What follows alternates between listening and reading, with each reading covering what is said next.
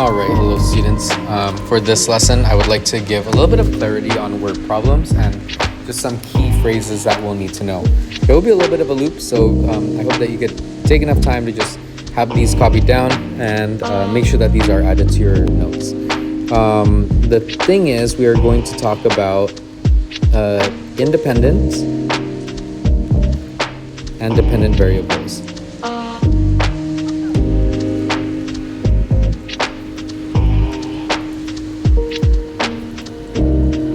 So why is this important for us?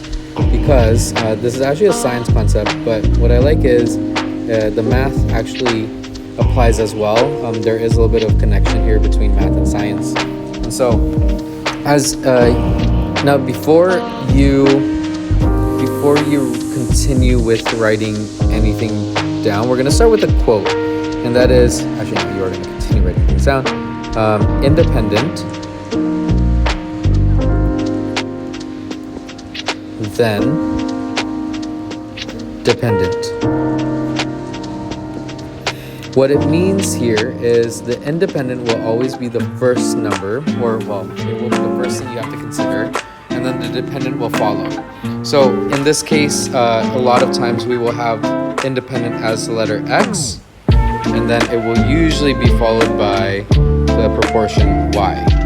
So that's how we usually get the proportions of X to Y.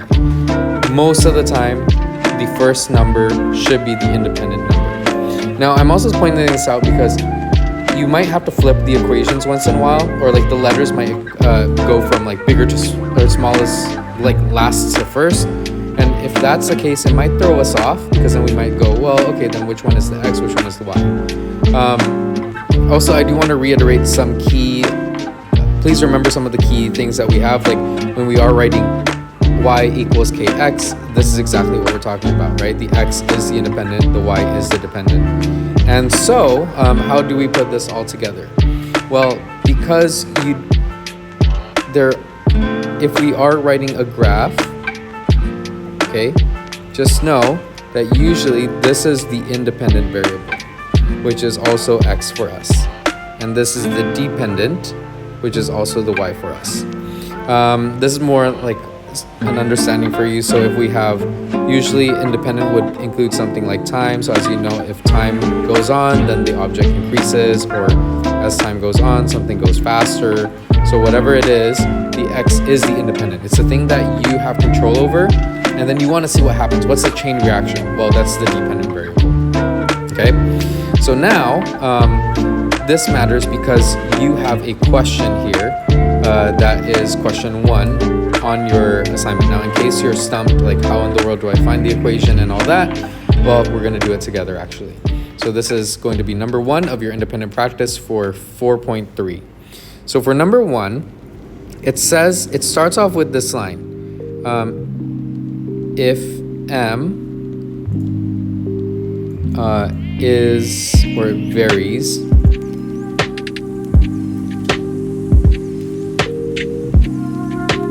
by n, whatever n is, then ... right? Then it says like, come up with the equation or anything like that.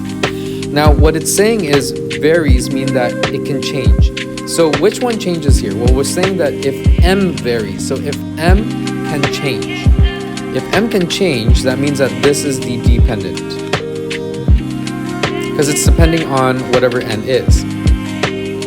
However, that means that n must be the independent. Now, this right here is independent. This right here is important for us because we now can identify which one is equivalent to the x and which one is equivalent to the y. So if you take a look at the example above here, you see that the x is the independent. Therefore, the n must be the independent for us. So we would have something like n. A little bit bigger, so we'll have the n, and then it will be n to the m. All right, so how does this affect us? Well, for the first thing is you can already figure out 2 things. The first one is the equation.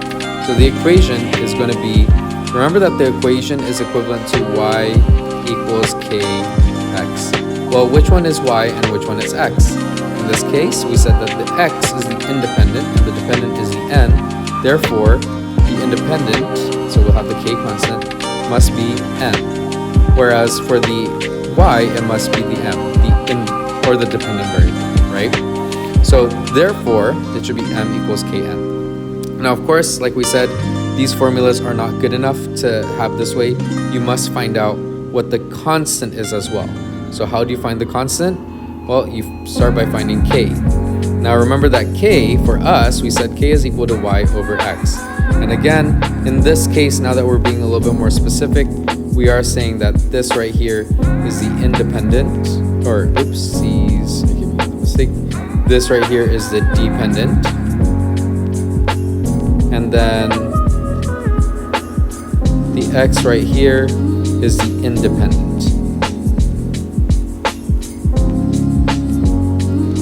So because of that, actually it's the other way around, m over n, and then because of that, you then can now plug in the numbers. Now this is where, remember that anytime it says a constant, you have to end with a number, so you're not going to be left with any letters. You should be able to replace all the numbers with letters. So in this case, it does say m is equal to 14 and n equals to 7, and you should be left with k as 2. Now, to finish everything off, you go back to the first equation, and now you know that it's m equals, and now you're going to replace the k with the number 2, and you're going to be left with n right there. That would be the equation that you're going to have. So the key trick here, just to zoom back out, is remember the dependent and independent variables, because when it says varies by, then it's saying that m depends on, so it is the dependent. The key thing is you want to find out which one the dependent is, which one is the independent, and then you should be able to replace them with the x and y's. I hope that this is somewhat helpful, at least in helping you identify, or at least start identifying which one is which letter. Try this out for number 2. I know I did say odds only, but try it out for number 2 and see if it applies, and if you could kind of figure out which one the correct numbers are for this. All right, and that's it.